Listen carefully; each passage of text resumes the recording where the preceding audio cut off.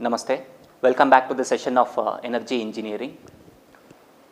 I hope in the previous session we have gone through the air intake system as well as exhaust system as well as part of the lubrication system. Lubrication system is one of the essential system for the diesel engine power plant because the parts which are in relative motion with each other and the parts which are rubbing with each other needs the necessary lubrication. So, in order to provide the lubrication to the system, we need a separate system. I mean, in order to provide the lubrication to the plant, we need a separate system. So, now in the previous class, we have understood lubrication system's function. It is not only going to provide the necessary lubrication, along with that, it may be going to cool the system and it is going to seal the system, I mean seal various parts, and it is going to clean the system. All those tiny works will be done by the lubricating oil. So, these are all the functions of lubricating oil as well as the system.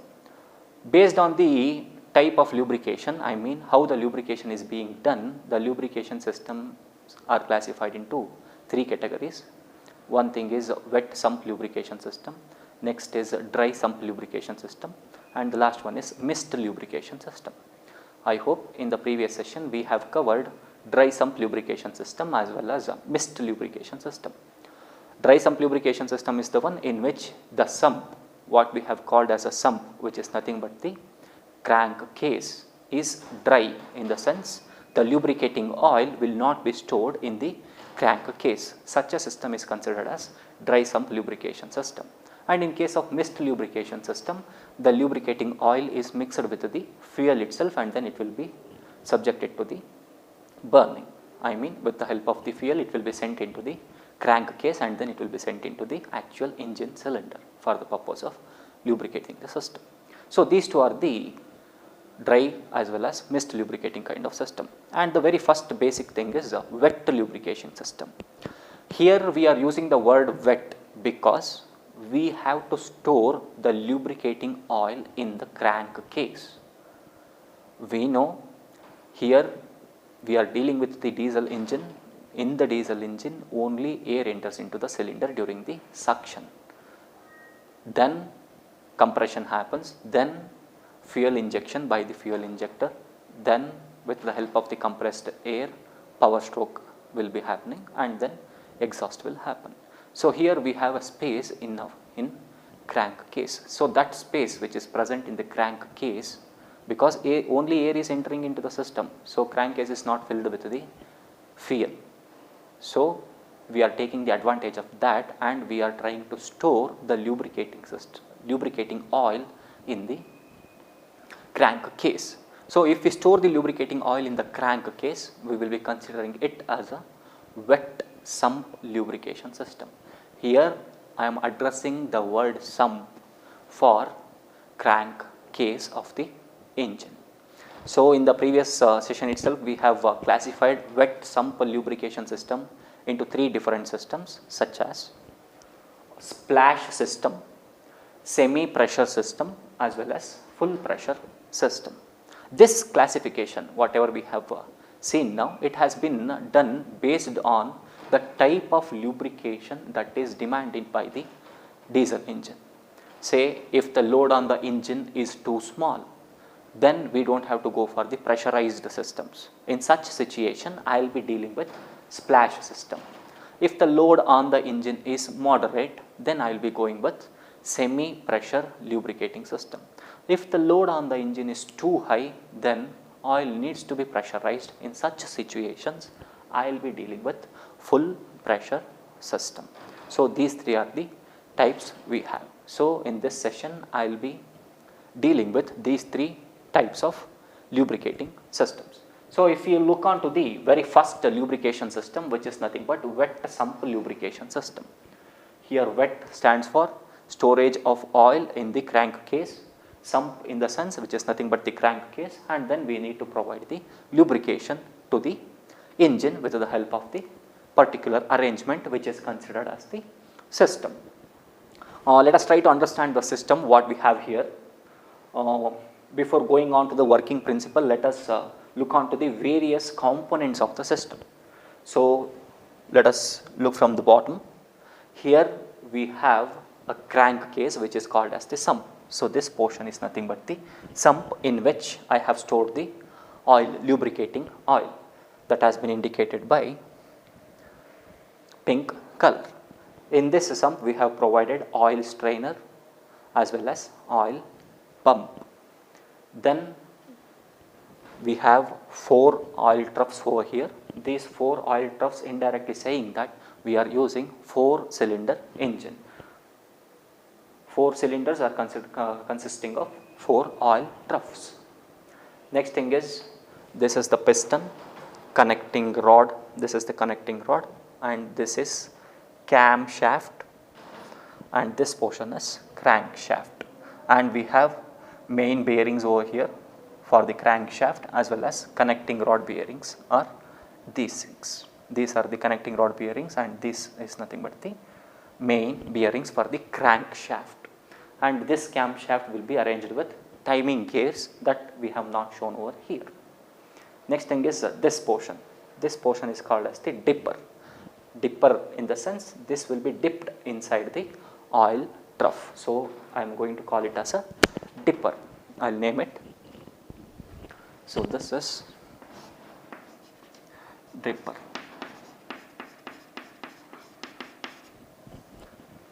So now we now to look on to the pressure with which the oil is pumped or oil is getting lifted. We have oil pressure gauge over here in order to look on to the pressure with which oil is getting sucked by the pump from the sump.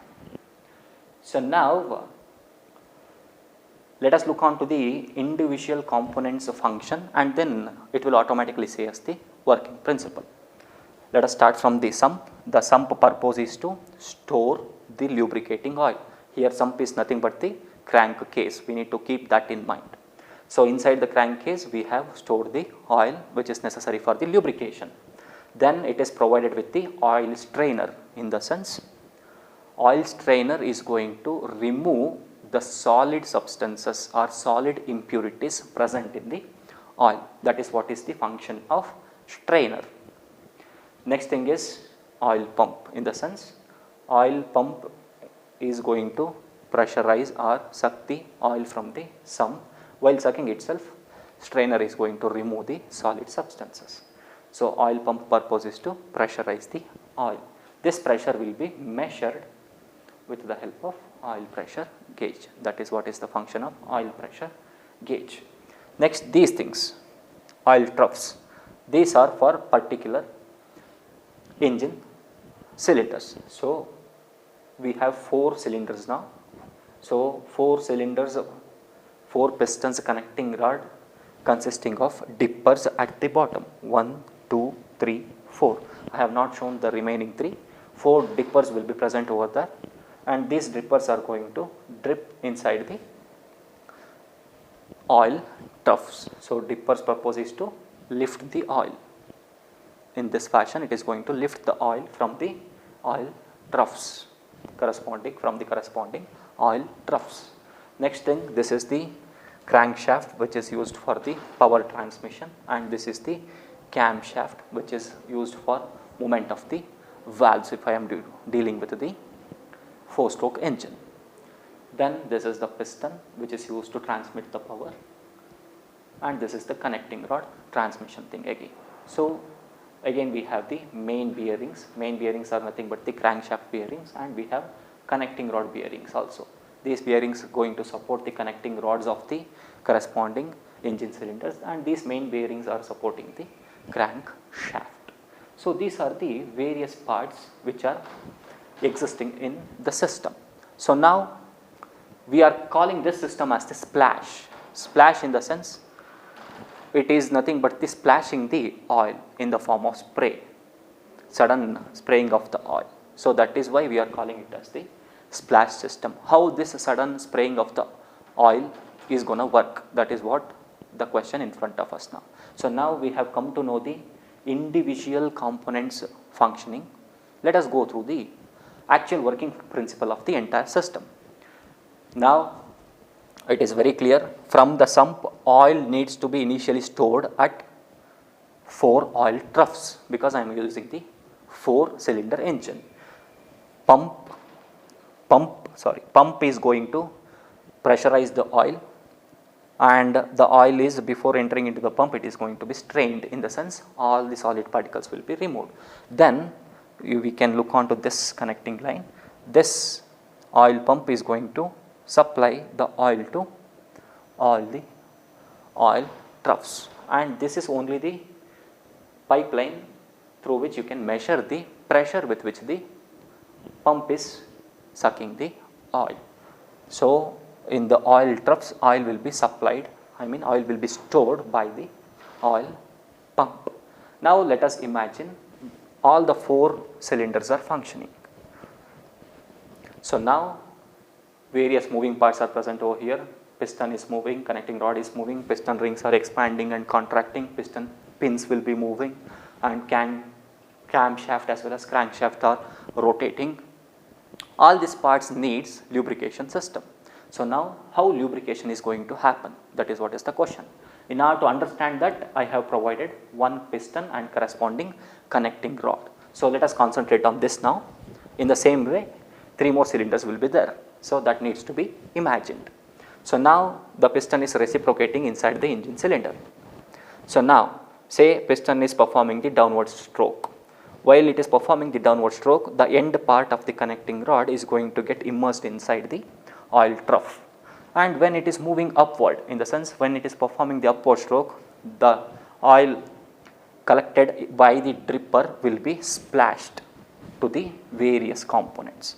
Those splashed oils are denoted by, oil contents are denoted by green color marks over here, in the sense while coming down, the drippers are going to collect the oil, and while moving up, they are going to splash the oil to the entire system. So, now look on to the various parts which is getting splashed. One thing is crankshaft, main bearings, connecting rod bearings, camshaft, connecting rod, piston rings, piston pins.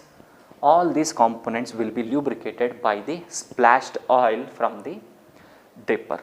So, this is how the splash system is going to work. Say the excess splashed oil will not go out of the system, it is again coming down and get collects in the troughs itself.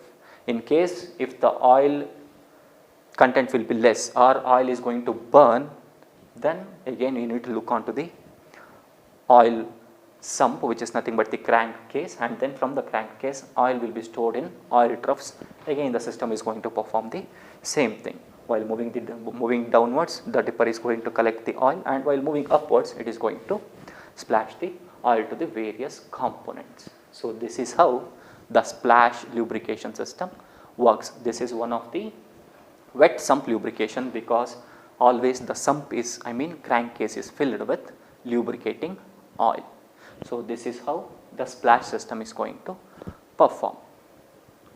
And then second lubrication system inside the wet sump lubrication system is a semi-pressure lubrication system. Here I have written splash system and full pressure system. I have not written the sketch for semi-pressure lubricating system. I can explain everything with the help of this sketch itself. So, second system is semi-pressure, in the sense the pressurized oil is going to perform part of the lubrication work, and the splash system is going to perform the remaining lubrication work. What do you mean by that? I am not completely using splash system for the lubrication work, or else I am not completely using pressurized oil for the lubrication system. Part will be done by the splash, part will be done by the pressurized oil. So, that is why I am calling it as a semi-pressure. It is going to use both the systems. So, now why I need to go to the semi-pressure wet sump lubrication system? Because if the load on the engine is too little bit high, moderate loads are there on the engine, then splash system is not going to perform the work to the extent. Splash system is not sufficient. In such situations, we need to go for semi-pressure, because the moderate loads will be there. What do you mean by semi now? The semi, in the sense Everything works in the same fashion, but the load on the engine is very high. So, crankshaft has to transfer huge amount of power, as well as timings of the camshaft will be very higher. That means what? Crankshaft, bearings of the crankshaft, connecting rod bearings, as well as camshaft need more lubrication, because those are the power transmitting devices. So, these devices are not going to be lubricated by the splash. To the extent it will not be lubricated by the splash. For that purpose, with the help of the pressurized oil, we have a connection over here. So, one more connection will be taken from this, and then we will be spraying the oil through the pipeline onto required shafts as well as bearings. That means pressurized oil will be lubricating these parts, and splash will be lubricating the remaining parts. Piston rings, piston pins, connecting rod, various other parts that will be lubricated by splash, and main bearings as well as the shaft will be lubricated by pressurized oil. So, this is why the lubrication system is happening in two ways, not only by the splash, it is also by the pressurized system. That is why I am calling it as a semi pressure lubrication system. It comes into picture when load on the engine is little bit moderate compared to that of splash system. So, that is why semi pressure systems are required. And the last one is very clear: if the load on the engine is too high, then huge lubrication is required. That means what? Splash is not going to done all the lubrication work, even semi is not enough. So, in such situations, entire lubrication has to be done by pressurized oil. Oil needs to be pressurized, and then it will be pumped to various parts which needs the lubrication. So, that schematic sketch is present over here.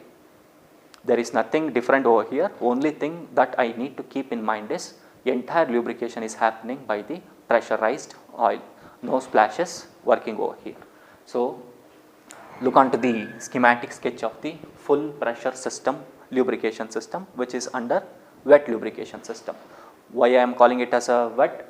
Because the sump what I have considered as, which is nothing but the crank case, is filled with the oil.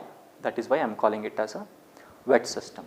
So, now again look onto the various components. This is the crank case, which I have considered as the sump, oil strainer, oil pump, oil filter.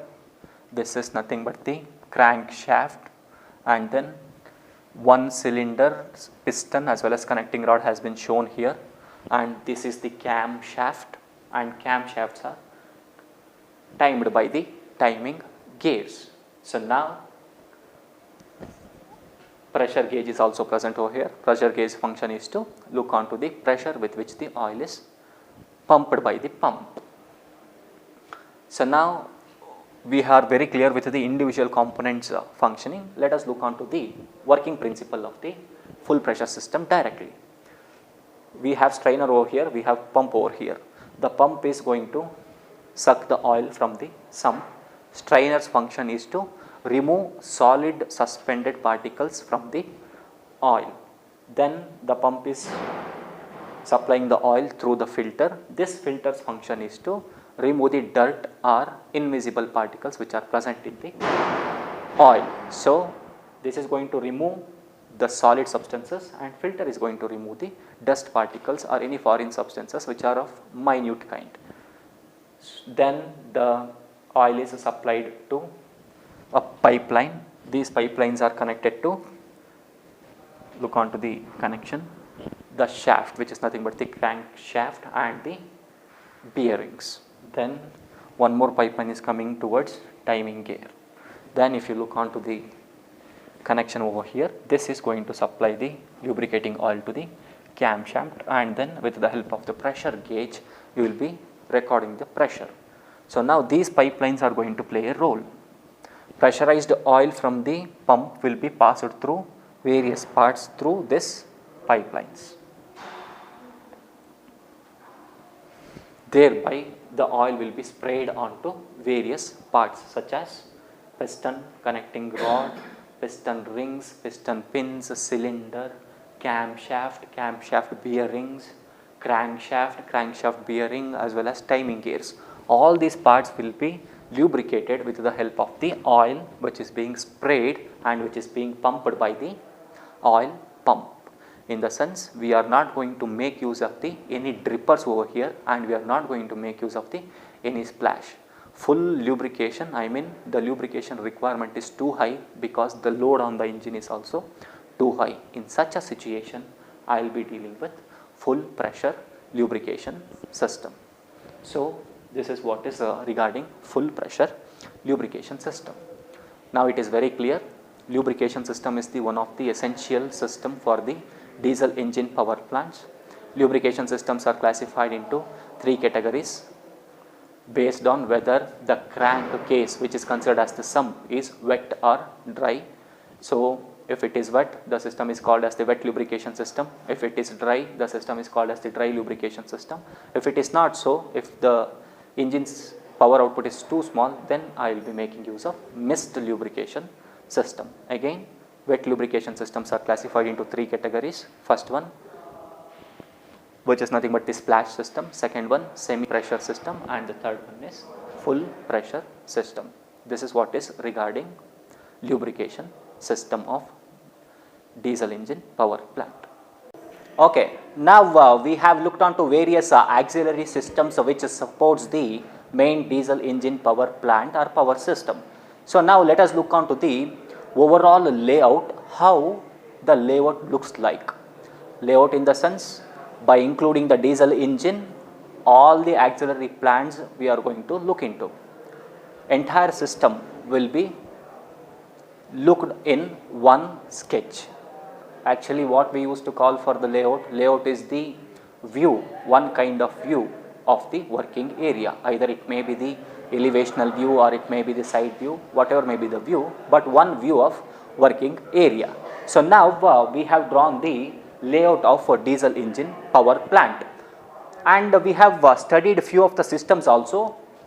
First thing is engine, on which our focus will be there, and then these are the various systems which are nothing but the auxiliary systems which supports the main plant, such as air intake system, exhaust system, fuel supply system, cooling system, lubrication system, as well as starting system. We have studied individual systems separately. Now, while looking on to the final layout, how they are arranged in the overall power plant, that is what is our aim now, looking into the layout. So, now let us look on to this portion, which is nothing but the engine, diesel engine. Now, let us look on to one by one. Here in this area we have the fuel tank, in the sense, from the fuel tank fuel needs to be supplied into engine. So, that means we will be concentrating on fuel system. So, now if you look on to this, from the fuel tank the fuel will be supplied onto fuel day tank. From this tank the fuel will be supplied to the main engine, and then we have one more connection over here, and then the connection will be continued with the fuel tank. That means, in case this fuel day tank is filled, and then if there is any chances of overflowing, then that will be taken back and then sent into the fuel tank. Now, from fuel tank to fuel day tank we need to pump the fuel. For that purpose we have transfer pump. So, this is the supply and this is the overflow. So, that is how the fuel supply system is going to work. Next thing is a starting system, in the sense, this is a diesel engine. Diesel engine requires only air as a suction. I mean, only air is going to enter into the cylinder during the suction. So, for that purpose we have this arrangement. If you look on to this, this is nothing but the air compressor. Air compressor, what is the function of air compressor? It is going to compress the air. Compressing the air is nothing but, we need to be very clear, while fuel injector inject the fuel onto the cylinder, fuel is going to catch the heat from the compressed air. In case of cold starting problems, the compressed air may not be to that extent wherein it can ignite the fuel. In such situations, manual compression is required. For that purpose, we have separate air compressor which compresses the air, and then this is the compressed air bottle. So, in which we are going to store the air, then the air is supplied to engine.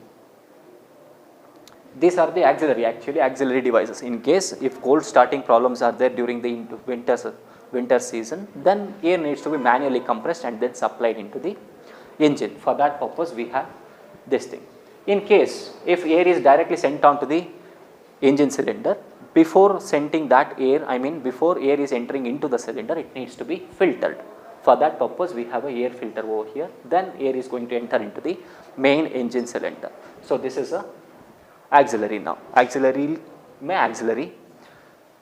So, now this is air filter, actual working, actual air is getting into the cylinder through this air filter. So, that is what is starting system for us. Now, let us look on to the next thing. If you look on to the lubrication, lubrication is required for various aspects that we have studied in the previous session. So, now let us look on to this. Lubrication tank is present over here. From this lubrication tank, the lubricating oil needs to be passes over various parts of the engine. So, now lubrication, from the lubrication tank, the oil is pumped onto various parts of the engine, and then it will be, in case if it absorbs the heat from the engine, then it needs to be cooled. For that purpose, cooling of lubrication oil is also required. That is where we will come across cooling of lubrication system as well as cooling of water, which we have used for the cooling system. So, now from the lubrication tank, oil will be supplied to the various parts, and then here we have oil purifier. So, in the oil purifier, oil is going to get cooled, and then with the help of the heat exchanger, we are going to cool the oil which has absorbed the heat from the engine. This heat exchanger is going to cool the heated lubricated oil. So, that is what is the purpose of this heat exchanger. So, that is what is related to lubrication system. Next thing is exhaust system. We know we have studied the exhaust system, in which we will be having exhaust manifold and then expansion joint along with that muffler. So, this is what is that particular system line. Exhaust pipeline is present over here, and then here we will be having the exhaust system. Manifold, muffler, all those things will be present at the exhaust pipeline side. From the engine, we are sending the exhaust gases outside. That is what is related to the exhaust system. Next thing is cooling. There are two types of cooling. One kind of cooling we have studied. Lubricating oil needs to be cooled and then purified with the help of this heat exchanger, and with the help of the one more heat exchanger, we are about to cool the water that we are using for the removal of the unwanted heat that is going to generate in the engine. That circuit is this one. So, here we have the water cooling system. So, heat exchanger. What do you mean by heat exchanger? It is a device in which heat exchange takes place between two fluids or two or more fluids. So, this is for the purpose of cooling the water. So, if you look onto the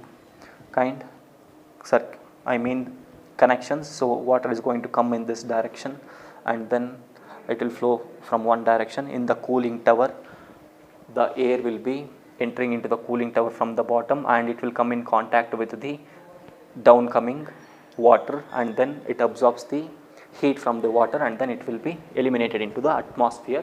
Then cold water will again enters into the heat exchanger, and then it will be supplied to various connection lines through which the water is going to cool the engine, and then it will circulate in this fashion. In the sense, we cannot use the water in an unlimited quantity. Water needs to be a limited quantity. We cannot have that kind of storage for water. For that purpose, the whatever water we are using for the cooling system, that needs to be recirculated by removing the heat or by rejecting the heat into the atmosphere. For that purpose, one of the heat exchanger, along with that one of the cooling tower is required. In the heat exchanger, water is going to lose its heat to the one of the fluid. That fluid needs to be recirculated in this circuit. For that purpose, this cooling tower is made use. One fluid is going to flow in this circuit, and another fluid is going to jump into the main pipelines through which the water will be substituted to various engine parts for the purpose of cooling purpose. Next thing is a surge tank. We know surge is nothing but the sudden rise in the pressure. In case if pressure is raised suddenly, I mean water pressure is suddenly raised, then it has to be nullified. In order to nullify the pressure of the water, sudden surge tank will be provided. In the sense, the water will enter into the surge tank, thereby we can control the pressure of water and then we can supply the remaining water for rest of the purposes.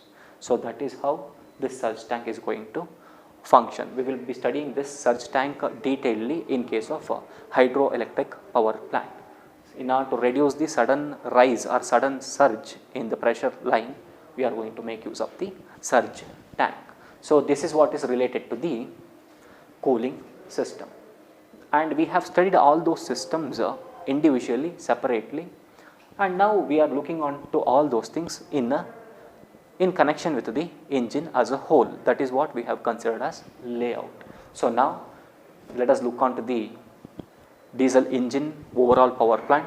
We know in case of diesel engine power plant, main thing is diesel engine. Along with this engine, we need multiple auxiliary systems. One is air intake system, another one is fuel supply system, another one is exhaust system, another one is lubrication system, another one is cooling system, starting system, etc. So all these things are going to make a power plant, which is nothing but the diesel engine power plant.